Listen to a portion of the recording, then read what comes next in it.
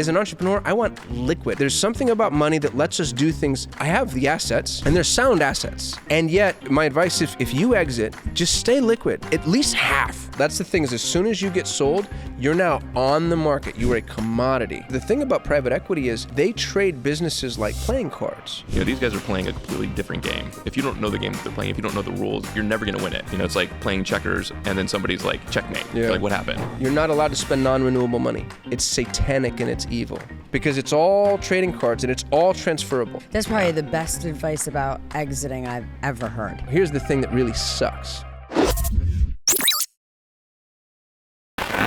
Welcome to Special Ops Podcast. Travis and I are in Mexico, continuing on with our Driven Diaries.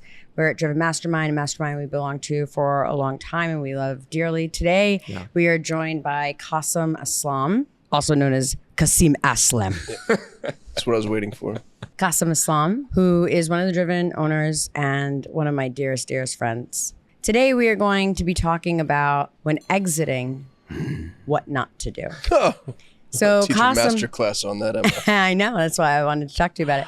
So Kasim, you had a massive exit. It was a very great thing that happened to you, and it was a remarkable thing that you did. Yeah. But what I love is that there were some mistakes along the way, and what I also love is how you've just shared those with me along the way, so that I know not only for myself but for clients.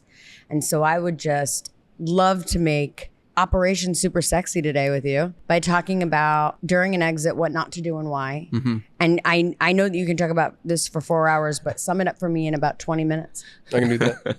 Awesome. One of the things that I've heard from other people is all asset purchase agreements, first of all, are written by the purchasing party. Second of all, will never feature buyer representations, ever. Because the buyer wants to represent nothing. Because the buyer wants to be held accountable to nothing. Because the buyer's saying, hey, I'm giving you a great big bucket of money. Wow. You're welcome. So if there are things that might be important to you after the purchase or sale of your company, context dependent, make sure, so I've heard from other people, that you have those things written down clearly in plain English in the buyer representations. If they're not there, if it's not in the APA, it will not happen. Even the most basic things. Hey, Can you give me some examples? I've got 100 employees. You're not going to take a hatchet to my team, are you? No, of course not. We would never do that. We're Ivy League educated, Goldman Sachs backed private equity. We love humanity and all people. Cool. Will you put it in the asset purchase agreement? No, we won't.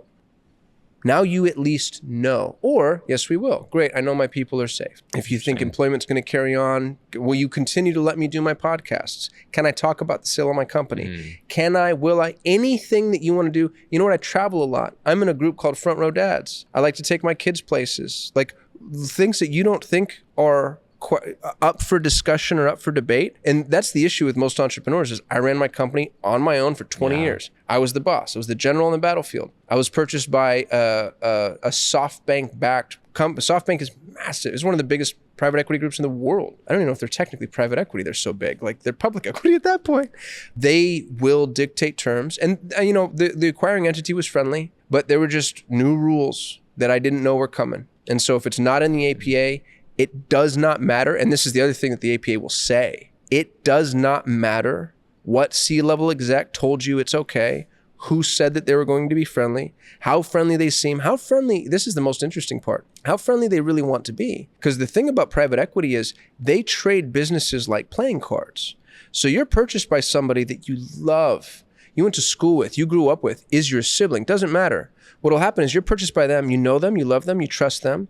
They get sold 2 days later. Mm-hmm. And now you're subject to whoever bought them. So you're never negotiating with the person, you're negotiating with the agreement.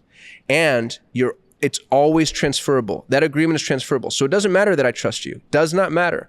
Do I trust who you'll sell to? Do I trust who they'll sell to? Do I trust who owns you will sell to? Because it's all trading cards and it's all transferable. That's the thing is as soon as you get sold, you're now on the market. You are a commodity. And if it's not in the agreement And you become you don't realize how small a cog you are. You have no idea. Right, we're all a big deal until we're not. Well, I was their largest acquisition at the time. So I thought, oh, I'm a big deal. But I was the largest acquisition to an entity that is now on an acquisition tear and is funded by a company that's on a buy-sell tear. So who's to say where I land in the grand scheme of things and who I'm You're subject to? You're a star in a galaxy. That's exactly right. I'm dust on a planet in a galaxy, rotating around a star. It's like you just realize how infinitesimally small you are. So if something's important to you, it has to be in the buyer's representation in the asset purchase agreement, period, full stop. So these are like speaking engagements or ability to anything. To be honest with you, it's a hard conversation to have because it really is. Anything that you want or need has to make its way into the APA. Wow. You also need to make sure that you have a phenomenal M&A attorney. Not any attorney, not good attorney, like attorney, your business attorney, the attorney you've worked with for 20 years, doesn't, M&A. They have to know M&A. And every attorney will tell you they know M&A. So the question is how many M&A deals have you done? Right. How many M&A deals have you done like mine? Because if you sold a dry cleaner, it's a little bit different than selling an agency. Truly. Right. So you want somebody who knows M&A, and preferably you want somebody who's litigated at least once on a deal gone bad. Because then they know what's porous about this agreement. Yeah. And it's the other thing that really blew me away when I was going through this whole process is how important documentation is. The benefit I had a business mentor of 20 years, Greg Smith. He's one of the brightest people I've ever known. He's bought and sold 30 or 40 banks, bought and sold an airline twice. He built the largest auto fleet in the world at the time. Truly brilliant. He's an M&A guru, and he's managing money. So I'm not would never be worthy of actually being his real client, but he's like a dad to me. So he manages my M&A deal, and I'm watching him, first of all, manhandle our attorney. Second of all, he gets obsessive over semantics. Obsessive over this word, this comma, this play. We make jokes about that as entrepreneurs about how stupid contracts are and how they're not stupid when you're dealing with private equity. They're not stupid when you're dealing with They're never stupid. They're never stupid. You're right. Then this is ops talking. He got so clinical with language and the interpretation of language that he actually shared an article with me once. Somebody lost $5 million on the Oxford comma. This is case law. Instead of like a list of things like, so I want berries and cheese and milk. Some people would write that berries, comma, cheese and milk. Some people would write that berries, comma, cheese, comma, and milk. And not having that second comma lost them $5 million. Jeez. So when you are being flippant or not paying attention to your agreement, you're putting yourself, that thing will be pulled out. It's been pulled out 50 times since I've been purchased. And it's whatever that says goes. You'll also notice with the asset purchase. Whatever the interpretation of what that says goes. Well, that's and the person. Because wordsmithing is a thing. Guess who gets to interpret it? It's who's willing to throw the most money at the most attorneys. Right. So you're always going to be at a disadvantage because you can never play the legal game the way they play. That's why you need, and this is really, really, really important. It's okay to ask for plain language in your APA. It's okay to say, hey, that feels like gobbledygook. I don't know, can we simplify that for, and the thing that I did really well, Emma, and this is sort of my persona, I don't know if it's always going to last, especially the more money I make, but I play Forrest Gump real well. So, and this really served me. The thing that is going to put you at a disadvantage, if you go in and try to play with these people on their field, in their uniform, with their utensils, like these Ivy League douchebags, you can't out Ivy League them. So I come in exact opposite. I'm all shucks. I'm like, hey, look, I'm a dropout. I lucked into this with everything inside of me. I have no idea. I'm the dumbest person you work with all day. I'm going to need you to explain this to me like I'm 3. And it tears their playbook apart because the people that come in and try to posture and try to pretend like they know, you will get destroyed. Right. Leave your ego at the door. Right. And it's just like, and here's the thing about explaining it to me like I'm 3. If you're going to fuck me over, you're going to have to draw that out in crayon. And I get to ask questions about like, well, what if this happens? And what if that happens? So no, I think that humility and the Forrest Gump approach saved me. I'll tell you actually one very specific, let me see if I can share this. I think I can. We'll see. We'll cut it if we can. Yeah. Well, I'll tell you a story I heard once. Oh, perfect. Well, I'm going to determine whether you can share this or not. Thank you, I'm Emma. going to determine if it stays if it makes the final cut. Because I'm not going to deal with a lawsuit. No. A story I heard once was company goes to buy an agency. Says, we love what you're doing. We love your business. We're going to give you your asking price. Right. Oh, this is the soundbite for you. terms are more important than price. I'll prove it right now. I'll give you $1 billion for your company, yes or no? $1 billion. Over what time frame? $1 a day for 1 billion days. Right? Terms are more important than price. So I love that. company comes. Now you know why I give him half. Yeah. Because I would have been like, yeah. So would I. $1 billion. Hell yeah. $1 billion exit. Yep. Where do I sign? Yeah. So terms, talk about that before, terms are more important than price on a level where price is almost irrelevant until terms have been discussed. So a story I heard once. A company goes to an agency, says, I want to buy you. We'll give you, here, what price do you want? Oh, that's a fair price. Great. I'll pay that. No problem. Put you, and here's the other thing that's really smart, is then they put this fictitious agency through due diligence. And due diligence is a 6 to 9 month proctology exam. Yeah. So you're in due diligence and it's so hard, and they need everything that's ever been produced in your company from a contract, legal, documentation perspective. And it's almost not worth the money to go through due diligence. It's anybody who's ever been through an exit will tell you it's the hardest thing they've ever been through. And you're buried in due diligence, and you're overwhelmed, and you're still trying to run your business, and it's hard. And then they come and they say, hey, we don't actually have to do all this. Instead of a purchase, we could actually paper this up as a referral agreement. We'll still pay you exactly what we talked about, but due diligence will go from 9 months to 9 weeks. Yes or no? Obviously, yes. I don't know. Obviously, yes, I'll do that. Referral to what's the difference? Nothing. The money doesn't change. We still take the assets of your company. It's just the paperwork. Here's what's really interesting. Long-term capital gains is taxed at 20%. If it's a referral, it's regular income, taxed at 40%. Right. Didn't know that. Thank God I have my 20-year M&A surrogate father to go, no, the tax implications double your tax liability. Fictitious story. We call them on it, in theory. And here's the best part about these Goldman Sachs douchebags is they're so brazen. They almost smile at you when you catch them. They're like, oh, they're almost impressed. It's almost like, all right, good for job. you. Yeah, good job. That's exactly what it is. Like, good job. The other thing that they'll do, so I've heard, is this is textbook. This will happen 101 times out of 100. They put you through due diligence, and here's what you do as a business owner. No matter what, even when I say this, you're going to do it anyway. Take your eye off the ball. You're running your business. It's your baby. You're obsessive. As soon as you've decided to sell in your mind, first of all, you've already spent the money. Yeah. It's already spoken for. You already know what you're going to do after. You're already an owner that's made an exit. And on the 11th hour on a Friday of the last week of the last month of the last year, adjusted for whatever fiscal quarter you're selling for, they call you up and they go, oh gosh, so sorry. One of our analysts found out that you don't sprech in the bushy babble. And it's really important to sprech in the bushy babble, because businesses that don't sprech in the bushy babble, they're not worth as much. So instead of an 8x, the market trades them at 6. What are you going to do? Tell them already committed. You've gone through this months and months, and it happens every single time. They do a fourth quarter. Now, here's what you need to know. These guys have to deploy liquid. They have other people's money that they've promised they're going to invest and promised they're going to get a yield. And the amount of money, because you're spending all this time, effort, and energy and due diligence too, so are they. Yeah. Attorneys, analysts, mathematicians, who knows? People who've gone to college that I don't understand. If you walk, they're in a world of hurt, generally speaking. Yeah.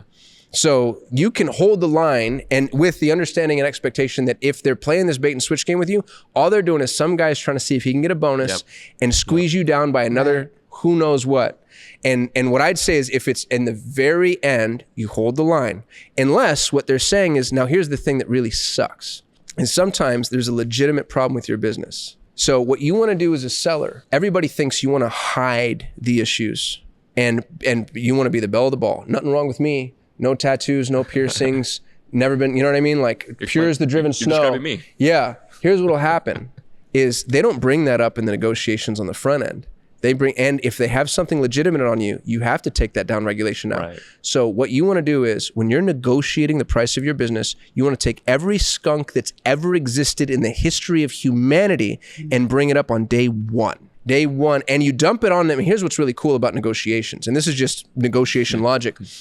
When I take all my skunks and I dump them on day one, you can't, because if you're going to negotiate with me and you get to bring each skunk up one at a time, week over week, you get to whittle my price down. If I put it all on you at once, it's actually overwhelming the negotiation process to where you have to take them in masse. And it allows for an instant discussion. And now either we agree or disagree. Right. You know, normally agencies trade at 6, 7, 8x, but because of all these skunks, you know, instead of, and that's what's really cool too, is it keeps you within the window.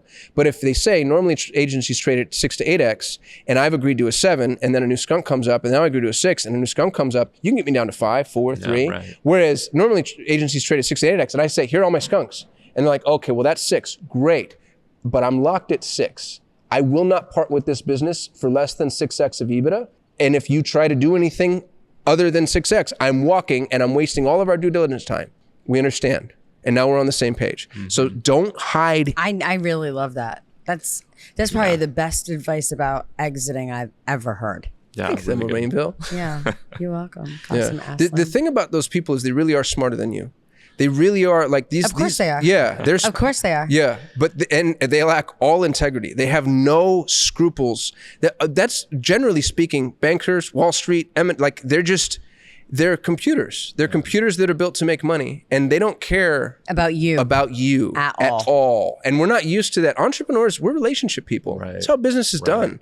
It's not how banking is done. And I mean, I've never seen people get so dirty and then also get so surprised when you get mad about it. They're like, this is the game we're playing. It's like playing paintball and getting mad when you get shot. Right. Like for them, they don't even mean it.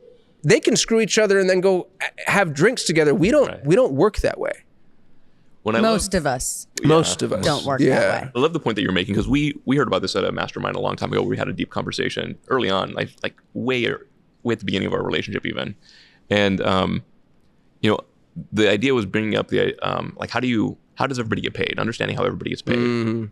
Because in that example that you're giving, you know, these guys are playing a completely different game. Yeah. Right. And so if you don't know the game that they're playing, if you don't know the rules, you're never going to win it. Right. You know, it's like playing checkers and then somebody's like, checkmate. Yeah. Like, what happened? Well, and I mean, to exaggerate the point, you're playing Uno and they're playing chess. Right. You know what I mean, you're playing Parcheesi and they're playing like 3-dimensional. The thing that's interesting about private equity is their monetization models aren't built on the profitability of your business, which blows my mind still to this day. Right. They don't want the most profitable businesses. Yeah. Profitable businesses are actually not very profitable to private equity. They're not the most tradable. They're not the most fungible. They're not the most liquid.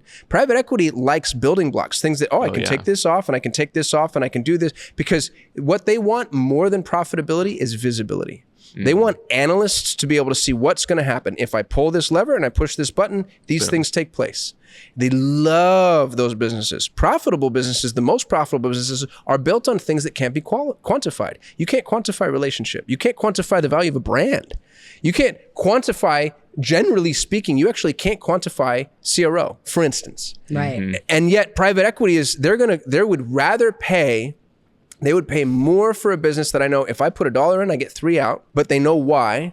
Then I get $1 in and I get 10 out, but they can't figure out why. Exactly right. They need, which makes sense, right? 100%. Because they're not going to be able to maintain those relationships. That's exactly right. They're not going to be able to maintain that. If a computer can't do it, they don't align value to it, and they will actually down-regulate your value based on some of those things. It makes total sense, because if you think about it, if you build a brand that surrounds you, your brand is worth less. You know what's crazy? They didn't give a shit. Solutions 8 was so wholly and solely dependent on me and John Moran, on our face, on our voice, on our reputation.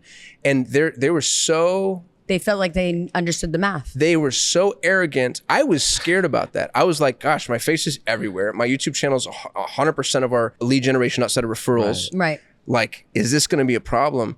10 years ago, it really would have been. But because I think social media made the founder-led business the norm, not the exception, they didn't care, which was weird. I think they just thought they'd be able to like replace us or supplement with something else. And I think it was catastrophically damaging. When I sold, we had 200 clients. 8 months later, we had 130. They grew our business from 200 to 130. Wow. Yeah. Yeah.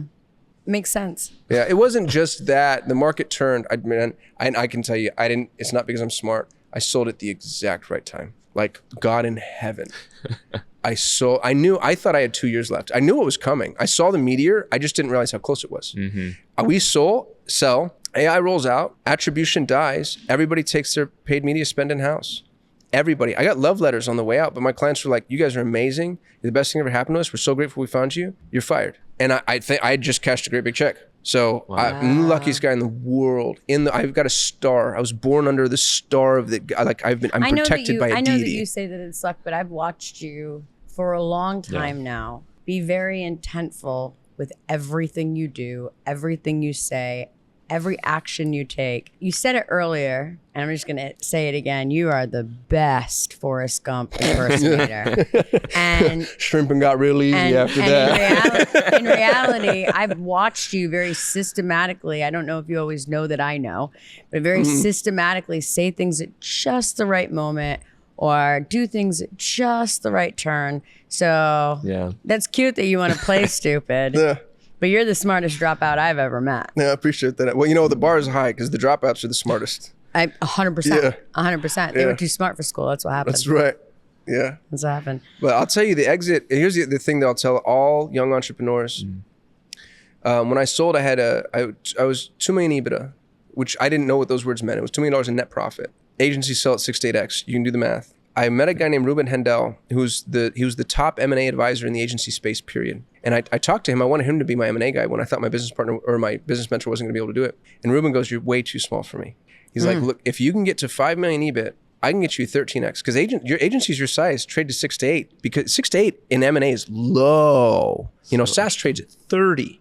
So he goes, if you can get to 5 million EBIT, the buyer pool opens up massively, and I can get you 13x. So now I'm looking at $65 million in about 2 years' time. Wow. $65 million. Now I've got money, but I've got never have to work again money if I live in relative modesty and I'm careful. $65 million is a whole different stratosphere. Yeah. I'm not lazy. I could spend it. What? And I drive a 40-year-old Honda. Here's what's funny about it, though, is my advice to everybody. I'll go for the 65 million the second time. The instant you have the ability to cash a check that really would satiate your financial needs for life, which, by the way, I think for everybody is about $3 to $5 million after taxes, depending on where you live geographically.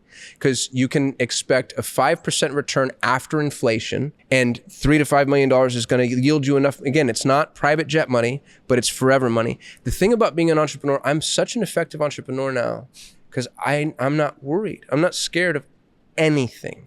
I have my fortress of solitude. So if you have this shot at forever money, and again, I had what I had, a low 8-figure exit potential on the table, bird in the hand, or 65 million in 2 years.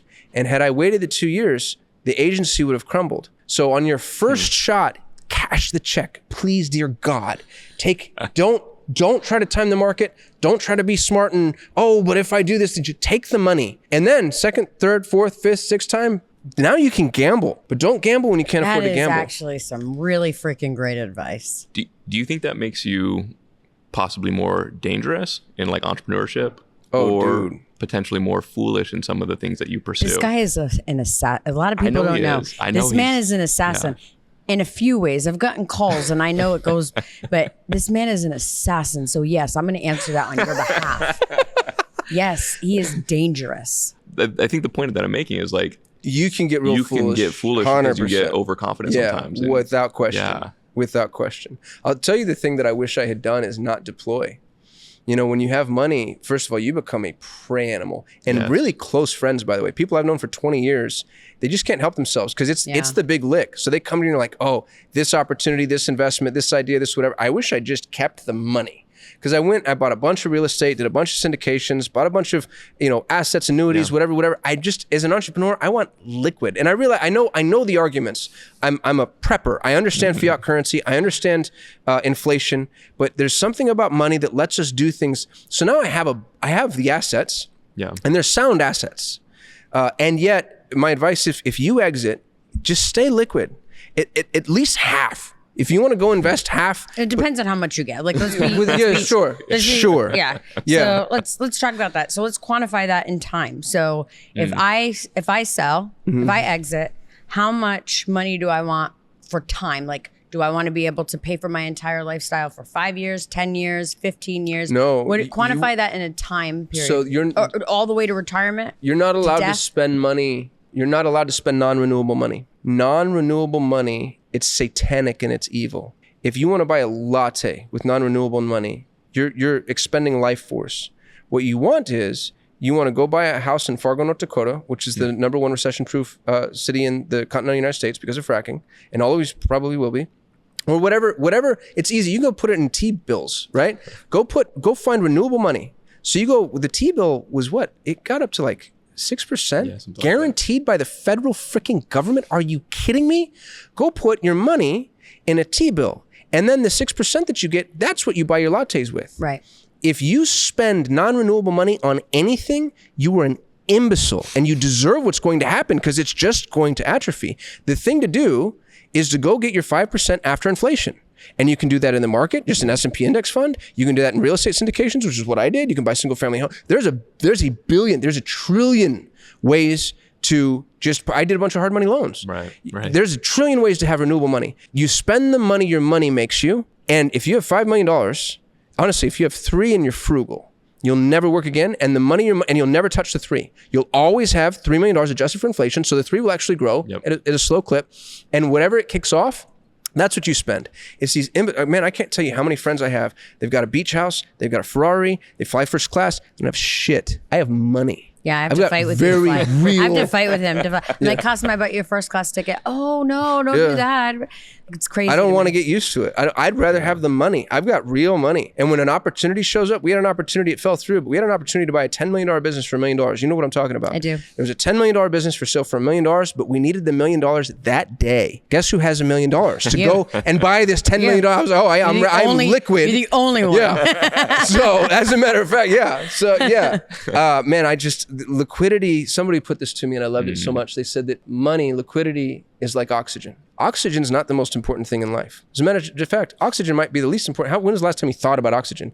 You breathe and you go, and then everything else, the oxygen kind of funds, let's say. It's just when you don't have oxygen that all of a sudden you're like, oh gosh, like what am I gonna do? So the money is the abundance of oxygen. It allows you to do anything you wanna do, anywhere you wanna do, any way you wanna do it. And if you don't mind me soapboxing just a little bit, the impact you can make as an entrepreneur who's actually, I can hire people other people can't afford to hire. I can wait longer for you to become productive. I can fire clients other people can't afford to fire. So if you're mean to my staff, stress me out, if I don't just like your face or your voice, I can be like, hey, we're not a fit. Here's your money back. So being able to make those decisions, because those folks that keep themselves just so leveraged, that's what everybody does. They make a little more, they spend a little more, make a little more, spend a little more, make a little more, spend a little more. Man, just stay your lane. You know, like there's nothing wrong with, because none of that stuff ever feeds the need anyway. I'm soapboxing, I'm sorry. No, It's fire. It's good. About time. Yeah. It's about time. I've been telling you a long time. Kasim, this has been absolutely phenomenal. I think I can speak for both of us when I say, like, we feel blessed to be part of your circle and part of your world and part of your mastermind and friends with you and like watching you and your kindness and your love for other people. From the waitress that brings you a glass of wine, who you take the time to ask her how her day is, to the person who gives you $30,000 to be friends with you. We're blessed to be in your inner circle. So thank you so much. And thank you for dream of ours to have you on. So thank you. Thanks, Emma. I don't think we would have Driven if it weren't for you. Super grateful to you. That's definitely not true, but it's so I'm awesome pretty sure it would be bubblegum and duct tape. That might be true. Yeah. That might be true. Bubblegum and duct tape. You'd still get people to pay you to hang out. Thank you so much, Kasim. Appreciate y'all having me. Yeah.